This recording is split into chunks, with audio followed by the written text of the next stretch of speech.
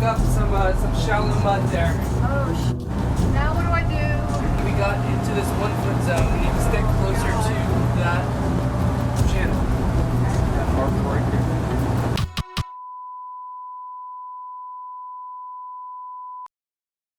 We are up with the sun. This is day 5 of our big trip down the Intercoastal from Annapolis, Maryland, all the way to Panama City Beach, Florida. We are behind schedule quite a bit, so we're trying to pick up as many miles as we can today. That's why we're up so early. We're gonna run as far as possible, maybe until after sunset today. We got it. This is the Intercoastal, so it's narrow. There's gonna be bridges and traffic we have to worry about, but we want to cover as much ground as possible. Gotta get on the road. I mean water. Oops.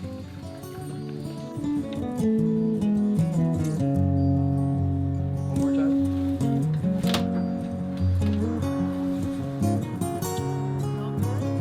Okay, we're free. We are free. Captain Rob, it's your job to take us off the dock. I'm going to go starboard thruster forward. Be careful with forward since we have that boat Should I in take front of everything us. in reverse? Reverse seems like a good idea to me because there's nothing back there. I remember when I first figured out, like, everything clicked in my head. Which way Exactly. it goes, yeah. And as soon as you do it a couple times, it starts making sense. Of course, starboard forward is going to push your bow to the left, you know.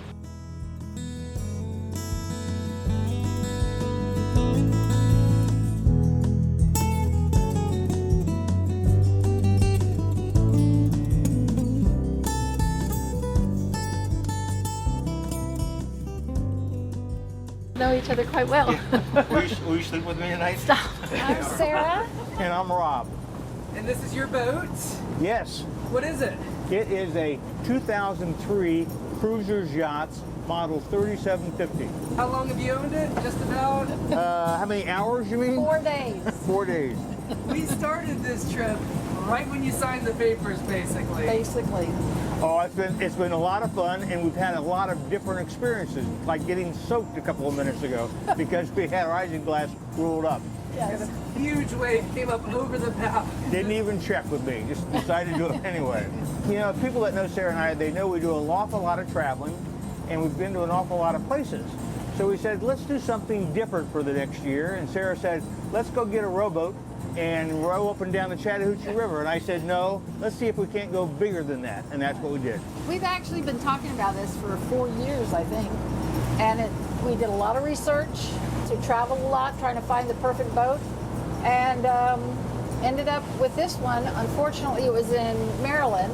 So now we're trying to get it back home to Panama City Beach. We're going to start the Great Loop on April 12th. Yes. And we expect to be gone between 9 months and 12 months. But a lot of it, we don't have a schedule, we don't have a calendar, so we can go as fast as we want to, or slow. Yeah, and I think that's the trick. So the problem we're having getting it down to Jacksonville so we can kind of regroup is that we do have a schedule and we do have to meet dates and times. And this is what you don't ever want to do when you get a boat like this and you want to travel on it. You want no obligations to be anywhere at any time. And then you just ride through the weather, enjoy your ride, and see what's in the future. There you go. Experience. What is that right there? That looks like a buoy. That's another boat coming this Yeah. way. That is another sure boat is. coming our way. So make sure you avoid him. Okay, I'm not gonna cross in front of him. Might as well stay where we are. And he's doing likewise. He's pulling to his port, which is fine. Number one thing was diesel, because we've heard that would be the most economical. There's a marker right there, a green marker. Yep, I see it. Okay. And we'll But- talk more about the boat tomorrow. I Okay. want to do a full tour of the boat tomorrow, and we'll get every detail down. Yeah. I kind of wanted to go smaller than larger because I would think it would be easier to manage. But Rob, of course, thinks big. It has a aft bedroom, or what do you call it? Stateroom, cabin. Yes, cabin, and a front cabin, and a lovely living area and kitchen area and 2 heads. 2 heads. So yes, it really was. In fact, the funny story was is we actually looked at a 3650 Which is the same boat, just a Same. year older. Well, 5 years older. Yeah, Right. 5 years older, cruiser yacht. And we put a contract on it, was ready to buy it, but Ian, which was supposed to hit in Tampa, I think first, was a named storm. And when you are purchasing a boat, from my understanding anyway, if there's a named storm, you cannot close on the boat. For so many months, that's right. Yeah, so we had to wait until Ian went through. Unfortunately, the people who owned the boat didn't think it was going to go through Punta Gorda, so they didn't do anything to prepare for the storm, and the boat just got hit hard. So then we had to start a whole shopping list again and reconsider our needs and wants. It lucked out. We got this. I love this boat. I just hope we can maintain it as nice as it is right now. It's a great boat. We love it so far. It's been great. It's handled very well under some what I would call maybe adverse weather. We've got kind of a choppy sea, and we've got winds that we're contending with.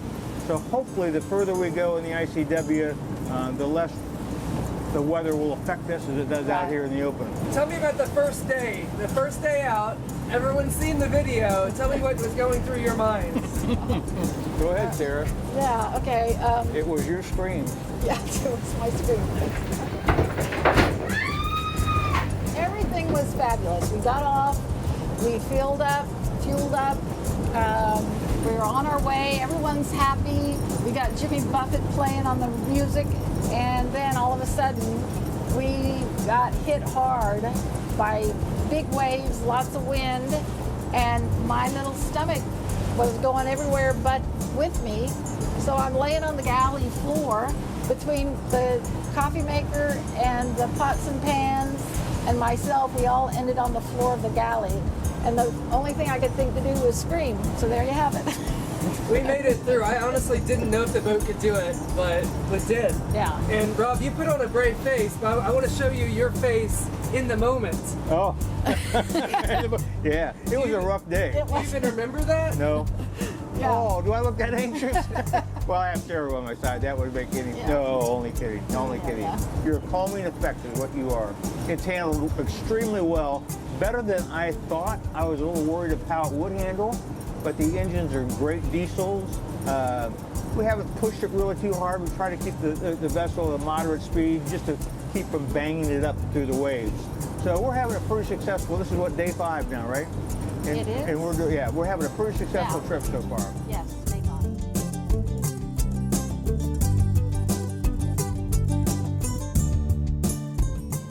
So we are crossing the Albemarle Bay.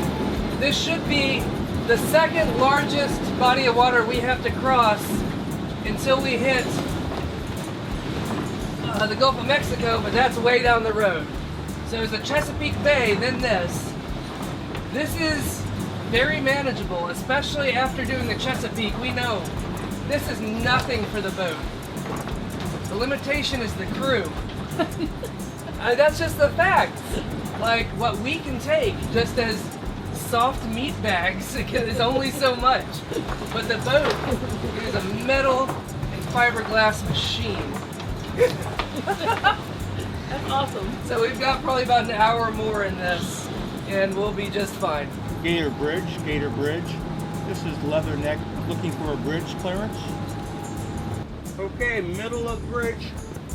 Everything looks good. Keep with that marker. Stay. See that marker on your right. Yeah, we dug up some shallow mud there. Oh, shit. Now what do I do? Keep going. Straight ahead. Straight ahead.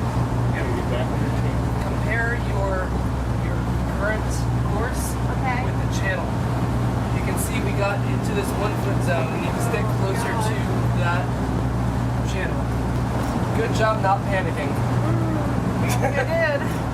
We're making our way to Bellhaven. Our markers have changed to green on the right, red on the left. We're about to cross one of those green markers now. A little bit confusing. We went into some shallow water before we realized what was happening. But we're safe now. The wind is really ripping. This isinglass is amazing. It's keeping us dry and out of the wind.